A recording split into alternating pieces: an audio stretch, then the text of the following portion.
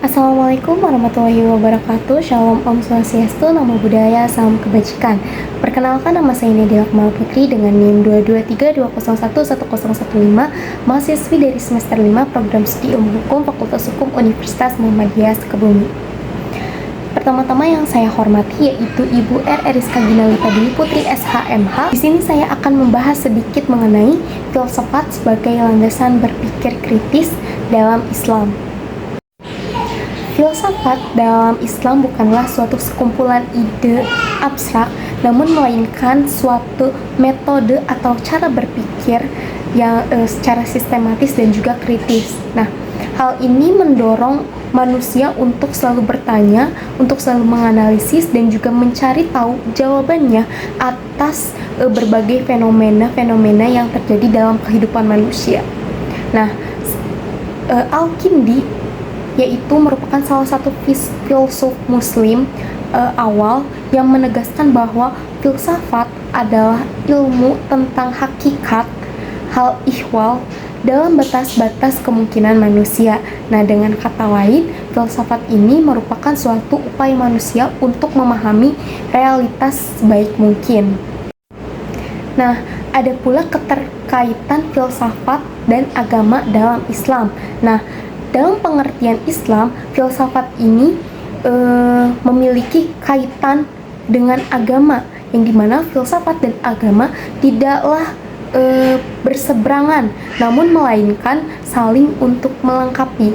Nah, Al-Farabi misalnya melihat filsafat sebagai metafisika agama, yang dimana hal ini tuh memiliki arti bahwa filsafat ini membantu manusia untuk lebih memahami ajaran agama yang dianutnya secara lebih mendalam dan lebih rasional. Nah, keduanya ini sama-sama mencari suatu kebenaran, hanya saja dengan pendekatan-pendekatan yang berbeda. Nah, di sini filsafat ini juga berperan penting dalam penafsiran Al-Quran, yang dimana para ulama ini seperti Ibnu Sina menggunakan metode filsafat ini untuk menggali atau mengkaji makna yang lebih dalam dari ayat-ayat Al-Quran tersebut. Nah, dengan demikian pula filsafat ini dapat menjadi alat untuk memahami wahyu yang diturunkan oleh Tuhan secara lebih komprehensif. Tidak hanya itu, filsafat dalam pengembangan ilmu pengetahuan memiliki peran yang sangat besar. Contohnya seperti Ibnu Sina, seorang filsuf dan dokter yang sangat berpengaruh, menggunakan metode filsafat untuk mengembangkan teori medisnya yang jauh melampaui zamannya. Lalu ada juga Al-Batani, seorang astronom muslim juga yang menggunakan metode filsafat ini untuk melakukan pengamatan yang sistematis terhadap benda-benda yang ada di langit. Filsafat tidak hanya sebagai media pendorong pengembangan ilmu pengetahuan, namun di sini juga filsafat berperan sebagai pengkritik dalam ilmu pengetahuan. Nah, filsafat ini mendorong para ilmuwan untuk selalu mempertanyakan berbagai asumsi-asumsi dasar dalam kehidupan manusia. Nah, hal ini juga sangat penting sekali untuk menghindari kesalahan atau pemanfaatan bahwa ilmu pengetahuan berkembang secara objektif.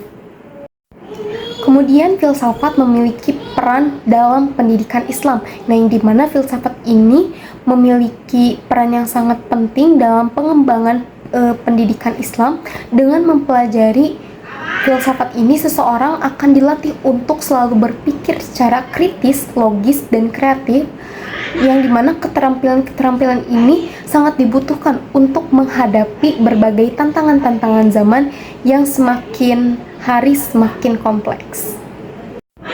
Dari pembahasan tadi dapat ditarik kesimpulan bahwa filsafat dan ilmu pengetahuan dalam Islam memiliki hubungan yang sangat kuat dan saling berkaitan, yang dimana filsafat ini memberikan landasan untuk berpikir yang kokoh bagi pengembang ilmu pengetahuan.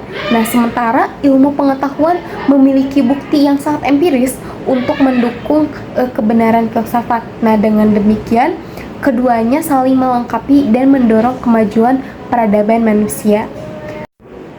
Mungkin hanya itu yang dapat saya sampaikan. Mohon maaf apabila terdapat kekurangan atau kesalahan dalam penyampaian materi tadi. Semoga video ini bermanfaat dan untuk waktunya terima kasih.